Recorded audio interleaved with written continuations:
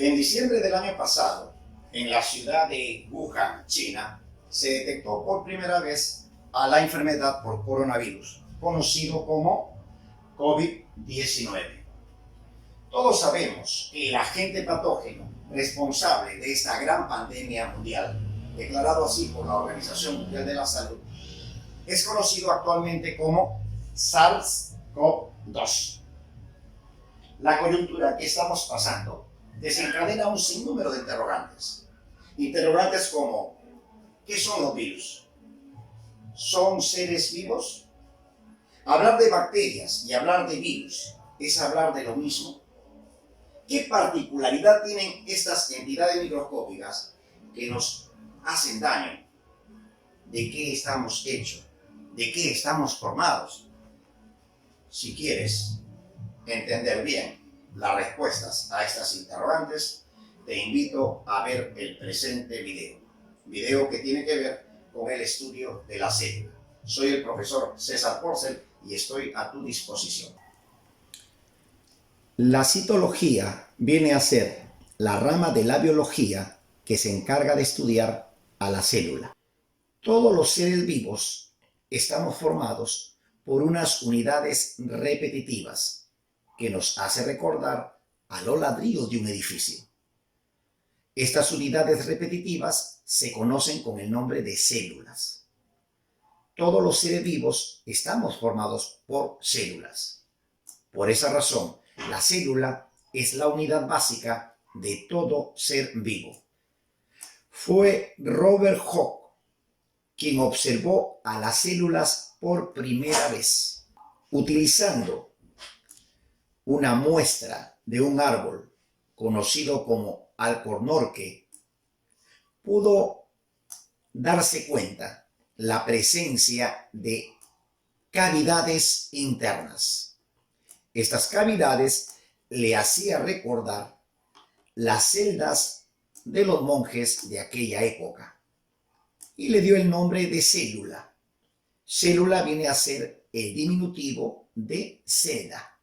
Célula significa celdilla, diminutivo de celda. Estos dibujos fueron representados en su libro Micrografía, publicado en el año de 1665. Las observaciones realizadas por Robert Hooke no tuvieron gran relevancia. Tuvieron que pasar casi 200 años para que Schleiden, en el año de 1838, luego de hacer análisis en diversas plantas, llegue a la conclusión de que las plantas, o todas las plantas, están formados por células. Su compañero, zoólogo, Schwann, en el año de 1839, llegó a la misma conclusión, pero en este caso aplicado a los animales. Todos los animales están formados por células. Uniendo las dos afirmaciones, establecemos lo que ahora conocemos como la teoría celular. Todos los seres vivos estamos formados por células. Teoría celular establecida en el año de 1839 y que hasta la fecha se mantiene como tal y más bien ha sido modernizada. Si queremos hablar de los diferentes tipos celulares, se puede tomar diversos criterios. Uno de los criterios que vamos a considerar en este capítulo viene a ser el grado de complejidad. Considerando el grado de complejidad de las células, vamos a encontrar dos tipos de ellas: las células procariotas y las células eucariotas. Las células procariotas son células muy pequeñas. Salta a la vista la gran diferencia con las células eucariotas. Una célula eucariota puede ser 1000 veces más grande que una célula procariota. Sin embargo, la clasificación procariota y eucariota no obedece a su tamaño, obedece a su complejidad. Las células eucariotas son mucho más complejas que las células procariotas. La célula eucariota presenta núcleo, mientras que la célula procariota no presenta núcleo. ¿Qué voy a encontrar dentro del núcleo de una célula eucariota? Voy a encontrar el material genético conocido como ADN. Encontraré ADN dentro de una célula procariota. A pesar de que no presentan núcleo, en estas células procariotas sí encuentro el material llamado ADN. Pero en este caso, el ADN se encuentra en el citoplasma, ya que se trata de células que no presentan núcleo. Puedo notar también una diferencia entre el ADN de los procariotas con el ADN de los eucariotas. Por la forma que tiene este ADN, se le da el nombre de ADN lineal, mientras que por la forma que tiene el ADN en los procariotas, se le llama ADN circular. Me interesa hablar en el capítulo de hoy solamente con respecto a las células procariotas. Voy a estudiar a las células procariotas. Voy a darme cuenta que una célula procariota en realidad es una estructura sencilla. A esta estructura voy a señalar tres partes fundamentales. ¿Cuáles son esas tres partes fundamentales? Tenemos a la envoltura, la membrana celular y el citoplasma. Si quiero referirme a la envoltura, esta toma el nombre de pared celular. Si quiero referirme a la membrana celular, esta puede presentar algunas modificaciones conocidos con el nombre de mesosomas, pero a la vez puedo encontrar otras modificaciones. En este caso, unos apéndices que pueden salir de la membrana, a los cuales se les conoce con el nombre de fímbrias, opili o flagelo. Y si quiero referirme al citoplasma, a nivel del citoplasma voy a encontrar también regiones diferentes. Por ejemplo, la región que está lleno de agua se conoce con el nombre de matriz citoplasmática. Puedo observar también la presencia de inclusiones citoplasmáticas. Puedo observar a un plásmido. Puedo observar a los polisomas.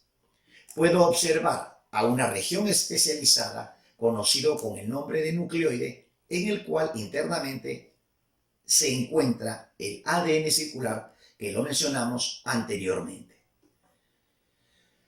Todas estas estructuras podemos resumirlo en este cuadrito.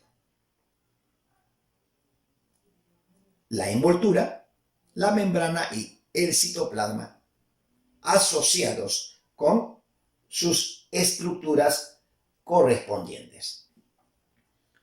Es importante destacar que los organismos que tienen células procariotas solamente son las bacterias y las arqueas. Solamente bacterias y arqueas tienen células procariotas. El resto de organismos están formados por células eucariotas. En el cuadrito puedo observar como conclusión entonces que en la célula procariota solamente hay tres partes: envoltura, membrana celular y citoplasma. Vamos a comenzar a estudiar cada una de las regiones. Empezamos con la envoltura, luego estudiaremos la membrana y terminaremos con el estudio del citoplasma. La envoltura celular. Puedo observar ahí a una célula y puedo notar lo que rodea a la célula. Se le da el nombre de envoltura porque justamente está envolviendo a la célula. Esta envoltura puede ser equivalente a pared celular. Puedo decir que el sinónimo de envoltura es pared celular. Sin embargo, vale precisar algunas cosas. Además de pared celular, algunas bacterias o arqueas pueden tener una estructura anexa, pueden tener una envoltura mucosa. En ese sentido, estoy hablando de dos estructuras que forman parte de la envoltura celular. Si quiero hablar de la pared celular, estoy hablando de una estructura constitutiva de las bacterias. ¿Y qué significa que sea constitutiva? Significa que lo voy a encontrar en todos los procariotas. Lo voy a encontrar en bacterias y en arqueas. Constitutiva significa que siempre está. Sin embargo, la mucosa que estoy señalando en estos momentos se encuentra en algunas bacterias, más puede estar presente en otras. Se encuentra en algunos procariotas o puede estar presente en otros. Por esa razón, la envoltura mucosa viene a ser una estructura facultativa. Valga la aclaración que la pared celular, si bien es cierto, se encuentra en todas las bacterias, se encuentra en todos los procariotas esta estructura, es importante también destacar de que existen algunas bacterias que no presentan pared celular. A estas bacterias se les conoce con el nombre de micoplasmas. Los micoplasmas vienen a ser procariotas con una particularidad. No tienen pared celular y son los seres vivos más pequeños, con un tamaño menos de 1 micrómetro. Cuando hablamos de la envoltura mucosa, esta envoltura mucosa puede estar constituida, puede estar formado por unos glúcidos especiales. Puede estar formado por unos polisacáridos complejos conocidos con el nombre de glucanos, dextranos y levanos. Los glucanos y los dextranos son de naturaleza glucosana. ¿Qué significa que los glucanos y los dextranos sean de naturaleza glucosana? Significa que están construidos a base de glucosas, a diferencia de los levanos que son de naturaleza fructosana. Esto quiere decir que los levanos están construidos a base de fructosa, también conocido como lebulosa. La capa mucosa toma el nombre de glucocálix cuando los polisacáridos complejos se encuentran un tanto separados, cuando no están fusionados, cuando no están compactados. Cuando estos polisacáridos complejos están muy fusionados, están muy compactados, estamos hablando entonces de la cápsula. Una diferencia entre la cápsula y el glucocálix es que la cápsula está formado por polisacáridos complejos muy empaquetados, mientras que en el glucocálix muy separados. ¿Cuál es la función del glucocálix? La función del glucocálix viene a ser la adherencia. Cuando hablo de adherencia me estoy refiriendo a la capacidad que tienen los procariotas de adherirse al sustrato. Así, por ejemplo, cuando hablamos de las placas dentarias, estamos hablando de acumulación de alimentos, de saliva y de bacterias. Esta acumulación puede ser eliminada fácilmente con un cepillado adecuado y una buena utilización del hilo dental que permita su eliminación correspondiente. Un manejo no adecuado en la limpieza bucal puede traer como consecuencia que estas placas dentarias se calcifiquen y constituyan el sarro dentario, trayendo consecuencias nefastas para nuestros dientes. Cuando nos referimos a las caries dentales, estamos hablando de la destrucción del esmalte de los dientes. La destrucción del esmalte de los dientes se debe a la acción de ácidos producidos por bacterias que viven a nivel de la boca. Estas bacterias que predominan a nivel de nuestra boca viene a ser Streptococcus mutans. Esta bacteria se encarga porque, producto de su metabolismo, producto de sus reacciones químicas internas, libera ácidos, los cuales poco a poco van destruyendo a las bacterias. Pero ¿qué necesitan estas bacterias para mantenerse en grandes cantidades dentro de la cavidad bucal? Necesitan mucho de sacarosa. Acuérdate del consejo de la abuelita. No comas muchos dulces. ¿Por qué razón el comer muchos dulces está asociado a la caries dental? ¿Cuál es la razón? ¿Cuál es el motivo? Lo que sucede es que en el dulce vamos a encontrar sacarosa. La sacarosa viene a ser una molécula formada por glucosa y fructosa. Si nos alimentamos del dulce, Streptococcus mutans va a estar feliz porque va a tener lo que necesita. Va a tener glucosa y va a tener fructosa. Recuerda que la glucosa y la fructosa se utilizan para elaborar a estos polisacáridos complejos.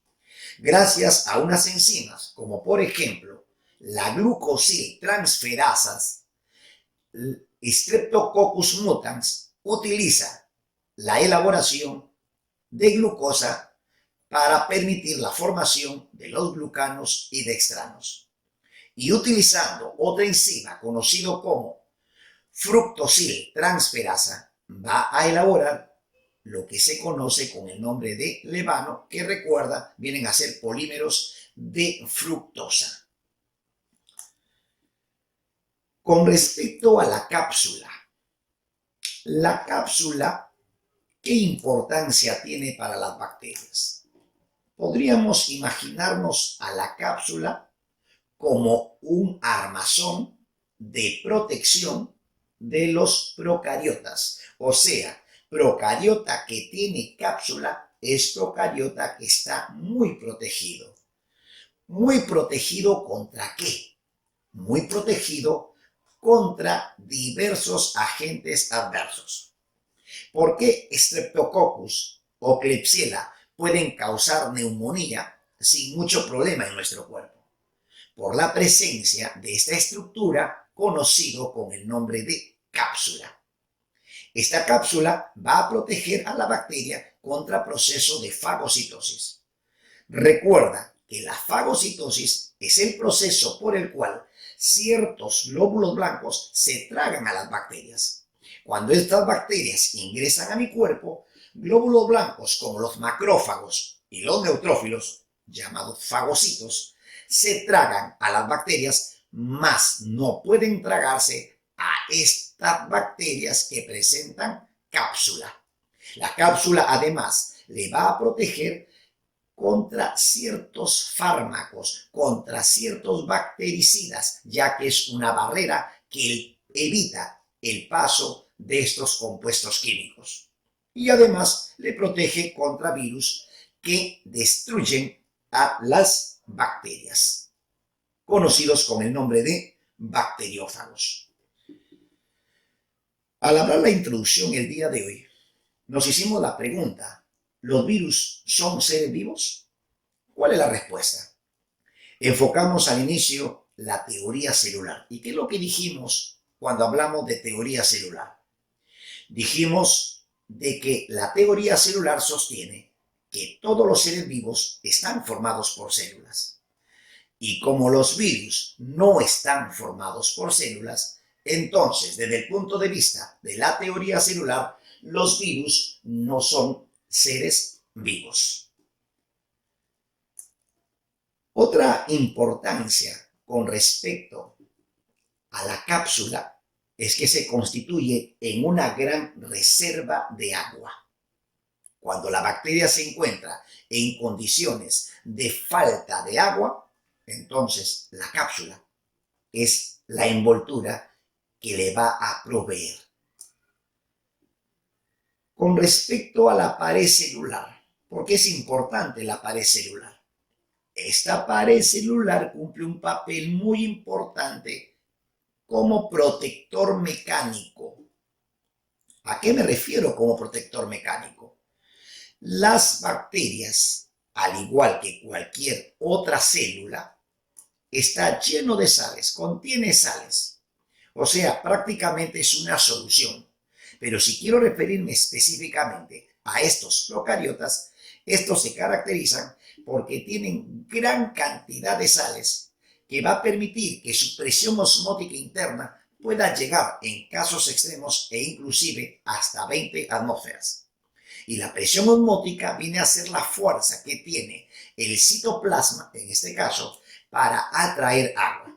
De tal manera que cuando atrae agua, esta agua podría destruir a la célula. Ingreso de tanta agua podría traer como consecuencia la destrucción de la bacteria. Sin embargo, no sucede así. A lo mucho, la bacteria se deforma. A lo mucho, la bacteria se hincha. A lo mucho, la bacteria se vuelve turgente, hinchado, pero no sufre lisis, no se destruye. ¿Cuál es la razón? La pared celular. Su función es protección osmótica o protección mecánica. Otro aspecto importante es que la pared celular contiene los primordios para un proceso de división celular. A nivel de la pared celular, en la región central, puede haber un crecimiento para permitir posteriormente separar y formar dos nuevas células, favoreciendo un tipo de reproducción asexual que se da en los procariotas. Otro aspecto importante es la forma celular. La pared celular es responsable de las diferentes formas que yo pueda observar en una célula. Formas básicas de una procariota vienen a ser los cocos, que son esféricos, o los bacilos, que son alargados. Puedo también observar asociaciones de cocos, a los cuales se le llama diplococos, o puedo observar también asociaciones largas formando los estreptococos. Y si hablamos de asociaciones de bacilos, estamos hablando de los estreptobacilos. También podemos observar que las bacterias pueden formar agrupaciones conocidos con el nombre de estafilococos. Cuando tienen formas un tanto retorcidas, se le da el nombre de espirilos. Y cuando tienen forma helicoidal, se le da el nombre de espiroquetas. Responsable de estas formas celulares vienen a ser la pared celular. Obviamente, la forma de coco, la forma de bacilo, la forma de espirilo y la forma de espiroqueta está asociado a la pared celular. Es también importante destacar que las bacterias no se pueden ver al microscopio de manera fácil, salvo que estemos hablando de bacterias pigmentadas. Las bacterias que nos causan enfermedades, o sea, las bacterias patógenas, no se pueden ver al microscopio porque se trata de bacterias incoloras, se trata de bacterias translúcidas. De tal manera que si yo trato de verlos, no lo voy a ver. En este caso, estoy viendo dos bacterias. Si yo lo quisiera ver al microscopio, en realidad yo no podría ver a estas bacterias. ¿Qué es lo que se hace para poder observar a las bacterias? Se les somete a un proceso de tinción. Si yo lo someto a un proceso de tinción, entonces recién voy a poder ver a las bacterias. Voy a trabajar con dos bacterias hipotéticas que no los puedo ver, como la bacteria X y la bacteria Y. Si yo quiero verlos, los someto a un proceso de tinción. Por ejemplo, agregándole cristal violeta más yodo, conocido como violeta de genciana. ¿Para qué le he agregado estas pigmentaciones? Le he agregado para poder observarlo. Agregando el cristal violeta, entonces puedo ver tanto a la bacteria X como a la bacteria Y. Sin embargo, ¿qué es lo que sucede si yo le agrego alcohol o acetona? El alcohol o acetona lo que va a hacer es, va a decolorarlos. Pero cuando el alcohol o acetona los decolora, me doy cuenta de que no ha decolorado a las dos bacterias. Ha decolorado solamente a una. Ha decolorado solamente a la bacteria Y, más no a la bacteria X. En otras palabras, de mi microscopio ha desaparecido la bacteria Y. ¿Cuál es el siguiente paso? El siguiente paso es agregarle otra pigmentación, la safranina o puede ser la fucsina básica. Al agregar la safranina, se tiñe la bacteria Y. O sea, vuelvo a ver a la bacteria y la bacteria X, que era azulada, ahora toma una tonalidad un tanto violeta. Entonces, la bacteria X es azulado violeta, la bacteria Y es rojo púrpura. ¿De qué bacterias estoy hablando? Estoy hablando de las bacterias gram positivas y las bacterias gram negativas. ¿Qué es lo que acabo de hacer? Acabo de aplicar una técnica conocida como la técnica de Gram, establecida por Christian Gram en el siglo XIX. Esta técnica puedo verlo en este cuadro. De manera resumida, todos los pasos que ya te he explicado. Con las bacterias gram positivas de color azul violeta y las bacterias gram negativas de color rojo púrpura. Con respecto a la envoltura, específicamente con respecto a la pared celular, es importante destacar que existe una diferencia entre las bacterias y las arqueas. Las bacterias, su pared celular presenta peptidoglicano, mientras que en las arqueas vamos a encontrar pseudopeptidoglicano. El peptidoglicano también se le llama peptidoglucano o también se le llama mureína. Y al pseudopeptidoglicano también se le llama pseudopeptidoglucano o también se le llama pseudomureína. Se parecen mucho, o sea, tienen compuestos químicos similares. La N-acetilglucosamina viene a ser un ejemplo de ellos, o sea, encuentro N-acetilglucosamina tanto en el peptidoglicano como en el pseudopeptidoglicano. Sin embargo, vamos a encontrar diferencias. El N-acetilmurámico es característica del peptidoglicano. No hay N-acetilmurámico en el pseudopeptidoglicano. En vez de ello, voy a encontrar al N-acetiltalosaminúrico. Son ácidos propios en estos dos grupos de procariotas. Y tal como te mencioné anteriormente, tenemos dos tipos de bacterias, las bacterias gram positivas y las bacterias gram negativas. Es importante conocer qué diferencias hay entre ambas bacterias, qué diferencias hay entre las bacterias gram positivas y las bacterias gram negativas. Puedo observar ahí, por ejemplo, la membrana celular de ambos. No me llama la atención. Sin embargo, aquí hay algo importante. Las gram negativas tienen otra membrana. Las bacterias gram negativas tienen dos membranas celulares, mientras que las gram positivas solamente tienen una membrana. Otra diferencia lo voy a encontrar de que las bacterias gram positivas tienen una capa gruesa de peptidoglucano formando su pared celular. Sin embargo, en las bacterias gram negativas presentan una capa delgada de peptidoglicano, tal como salta a la vista. Esa capa delgada de peptidoglicano está ocupando un espacio. Ese espacio no existe en las gram positivas. Ese gran espacio presente en las bacterias gram negativas se conoce como el espacio periplásmico.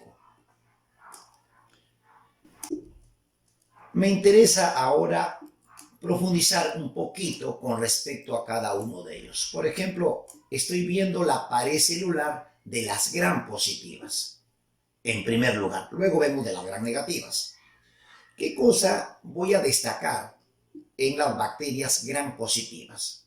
Puedo observar, por ejemplo, aquí la membrana celular, no me llama la atención, Puedo observar la capa gruesa de peptidoglicano, que tú ya lo conoces. Sin embargo, lo que es interesante viene a ser la presencia de los ácidos teicoicos. No te olvides, los ácidos teicoicos son exclusivos y propios de las bacterias gram positivas. Qué fácil, solamente te aprendes eso. Ahora, si quiero referirme a las bacterias gram negativas, aquí sí voy a encontrar una complejidad. Las gram negativas son un tanto más complejas que las gram positivas. En las gram negativas puedo observar claramente ahí el espacio periplásmico. Puedo observar la membrana exterior. Recuerda que tiene dos membranas. Puedo observar a las lipoproteínas. Acuérdate que esta capa delgada es peptidoglicano. Y si es peptidoglicano, contiene aminoácidos. Y si contiene aminoácidos, tiene naturaleza proteica. Y lo que estoy observando acá es la membrana externa. Y la membrana externa es de naturaleza lipídica. Y lo que observo aquí viene a ser unión de región proteica con región lipídica. Por esa razón se llama lipoproteína. Y puedo observar además la presencia de lipopolisacáridos. Lipopolisacáridos. ¿Por qué lipopolisacáridos? Porque es un polisacárido que está unido con una base lipídica de la membrana celular. Lipopolisacárido. Las porinas son proteínas huecas, proteínas canales, que permiten el paso de materiales que están fuera de la célula hacia el espacio periplásmico. En conclusión de todo lo mencionado, jamás me tengo que olvidar que en las gram negativas están las lipoproteínas, los lipopolisacáridos y la membrana externa. Es muy importante observar estas diferencias. Pasando a la membrana celular, vamos a estudiar a la membrana celular. Esta membrana celular está formada por diversos componentes y me interesa diferenciar la membrana celular de las bacterias con la membrana celular de las arqueas. Hay semejanzas y hay diferencias.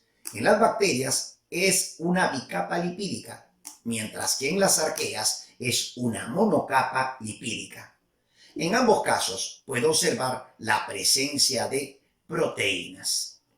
Puedo observar también la presencia de lípidos y puedo observar también la presencia de opanoides. Los opanoides se encuentran tanto en las bacterias como también en las arqueas. Sin embargo, me detengo en los lípidos. Los lípidos presentes en las bacterias son de naturaleza fosfolipídica, son fosfolípidos, tal como los estoy viendo acá y los saco hacia un lado. Y voy a ver, si se acuerdan de su clase de bioquímica, los fosfolípidos están formados por ácido fosfórico, por glicerol y por ácidos grasos, unidos por enlaces de tipo, como el fosfolípido presenta dos ácidos grasos, entonces voy a observar dos enlaces éster. Los opanoides son compuestos químicos facultativos, o sea, no se encuentran en todos los procariotas, lo presentan algunos procariotas.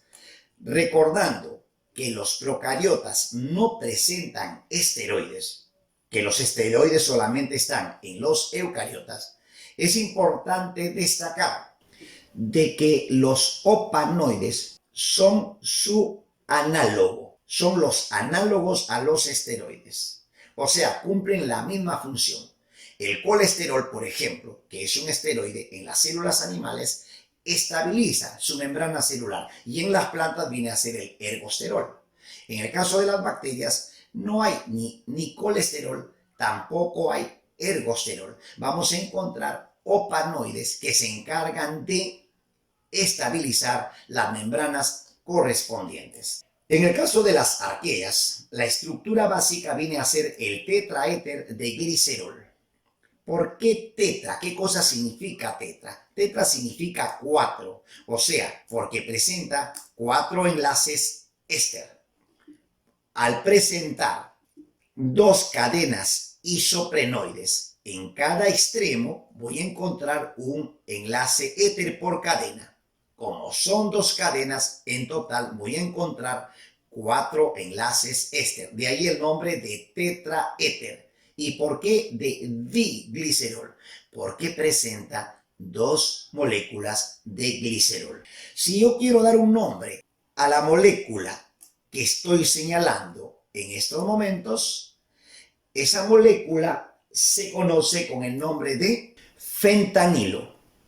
Como yo puedo observar en realidad 2 moléculas de fentanilo que están unidos, eso quiere decir que el tetraéter de diglicerol es un bifentanilo. Bi significa 2. Si yo comparo algunas arqueas o comparo arqueas entre sí mismas, voy a ver de que existen arqueas que presentan bicapas lipídicas, o sea, doble capa de lípidos igual que las bacterias, pero manteniendo su estructura básica como tal. O sea, ya no voy a encontrar al bifentanilo, voy a encontrar que los fentanilos están separados, formándose de esa manera 2 capas lipídicas. El diéter de glicerol. ¿Por qué diéter? Porque voy a encontrar 2 enlaces éter debido a que presenta 2, para cada lado, 2 cadenas de isoprenoides. La membrana celular puede presentar pliegues o apéndices. Los pliegues pueden ser los mesosomas cuando son simples pliegues, o pueden llamarse laminillas cuando son un tanto aplanadas. Si el mesosoma se encuentra en la parte central, se le denomina mesosoma de tabique. Y si se encuentra hacia los costados, se le llama mesosoma lateral. El mesosoma de tabique es el mesosoma que contiene al ADN, que contiene al material genético, y va a cumplir un papel muy importante en la reproducción celular. Cuando el procariota va madurando, va creciendo, va duplicando su material, para luego terminar dividiéndose. Se le da el nombre de mesosoma de tabique porque al final me forma un tabique que me permite ver la separación del citoplasma y de esta manera ver el nacimiento de 2 nuevas bacterias. Mesosoma de tabique, entonces, ¿para qué sirve? Sirve para originar 2 nuevas células. Sirve para la reproducción asexual de los procariotas, hecho conocido con el nombre de fisión binaria. El mesosoma lateral es importante porque permite la respiración celular, o sea, la producción de ATP por un proceso llamado fosforilación oxidativa. Y las laminillas fotosintéticas, al permitir la fotosíntesis, van a permitir la formación de los alimentos como la glucosa. Es importante destacar que actualmente la comunidad científica ya no acepta a los mesosomas como estructuras reales. O sea, según las investigaciones realizadas, en realidad los mesosomas ya no existen. Los mesosomas no vienen a ser otra cosa que deformaciones que ha sufrido la membrana durante el procesamiento de estos procariotas. Sin embargo, si te viene una pregunta en el examen de admisión, asúmelo como que todavía existe, porque es discutible por algunos. Algunos todavía lo discuten, aunque la mayoría de la comunidad científica acepta que los mesosomas en realidad ya no existen. Con respecto a los apéndices, vamos a encontrar a los pili y a los flagelos. Pili viene a ser la expresión plural, mientras que pilus viene a ser la expresión singular. Estas estructuras están formadas por una proteína conocida como pilina o fimbrina. Voy a encontrar dos tipos de pilis, el pili sexual y el pili ordinario. El pili sexual juega un papel muy importante en los procesos de conjugación, mientras que el pili ordinario, la función que cumple es un tanto desconocida, aunque se le atribuye que puedan tener un papel importante en la adherencia. Hace poco hemos hablado que la adherencia viene a ser una característica realizada por el glucocáliz. Sin embargo, es posible que el pili ordinario también tenga esa función. Vamos a destacar también que el pili sexual se encuentra fundamentalmente en las bacterias de tipo gram negativo y algunas bacterias gram positivas también lo presentan. Los flagelos, cuya proteína característica viene a ser la flagelina, está formado por tres partes: el filamento, el codo y el cuerpo basal. Puedo encontrar diferentes proteínas en ella, pero la proteína característica, específicamente a nivel del filamento, viene a ser la flagelina. La función del flagelo es la locomoción. Sin embargo, en lo que se refiere a su estructura, es algo muy diferente a la estructura del flagelo de los eucariotas. En el flagelo del procariota no existe la fórmula 9+2 que sí se observa en el flagelo de los eucariotas.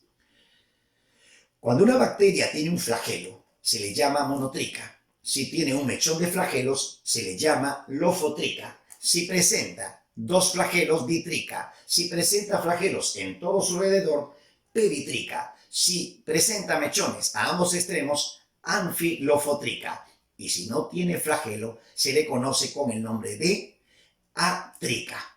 El flagelo cumple un papel muy importante en el desplazamiento de los procariotas. ¿Podrías decirme cómo se llaman las estructuras que señalan las flechas? Seguramente estás en capacidad de responder. Las fimbrias son pequeñas y abundantes. Los pili son grandes y escasos, pero los flagelos son mucho más grandes.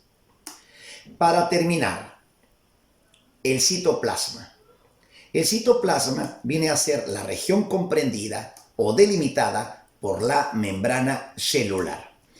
El citoplasma contiene a la matriz, que viene a ser la región acuosa, los ribosomas y el nucleoide. La matriz es el lugar donde se da una gran cantidad de reacciones químicas. En ella se encuentra embebida el citoesqueleto. Este citoesqueleto está formado por diferentes estructuras proteicas. El citoesqueleto es una red tridimensional de filamentos proteicos. De manera similar a los eucariotas, cumplen funciones en la división celular y en la forma de la célula. Por mucho tiempo se consideraba que los procariotas no tienen citoesqueleto. Sin embargo, investigaciones posteriores han demostrado de su existencia, formándose filamentos, microfilamentos y filamentos intermedios. Como proteínas de los filamentos tenemos a la FTSZ, que son equivalentes a los microtúbulos, que es la proteína que fue encontrada por primera vez. Luego tenemos al MREB y a la proteína CRES, propio de los filamentos intermedios.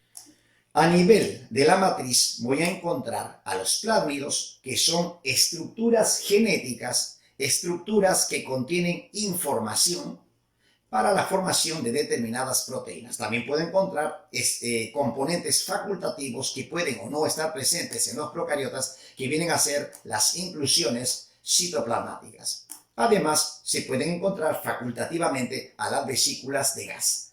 Los plásmidos son estructuras que protegen a las bacterias contra la acción de los antibióticos. Generan proteínas que van a neutralizar a estos compuestos químicos.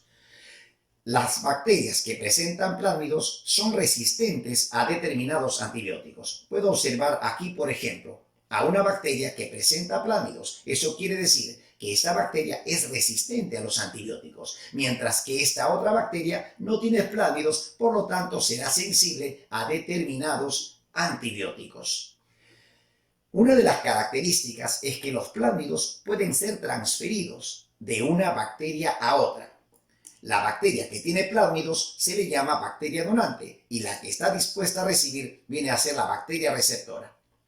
La bacteria donante utiliza su pili sexual. Gracias al pili sexual, el plásmido puede ser transferido a la otra bacteria, dándole de esa manera la capacidad de resistencia frente a los antibióticos. Gracias a este proceso conocido con el nombre de conjugación, actualmente podemos hablar de una gran cantidad de bacterias que a través del tiempo se van haciendo resistentes a una diversidad de antibióticos. ¿Cuál es el futuro que nos espera? Bacterias muy resistentes a los diferentes antibióticos.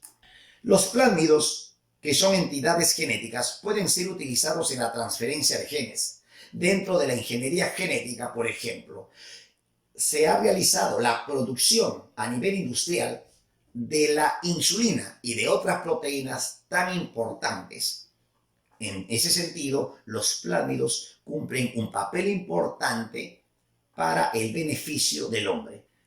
Las diferentes inclusiones citoplasmáticas pueden presentar diferentes componentes. Las inclusiones citoplasmáticas más comunes son las que contienen al ácido polibeta hidroxibutírico o los gránulos de glucógeno que almacenan carbono, o los gránulos de azufre, o los magnetosomas, que son gránulos que almacenan hierro.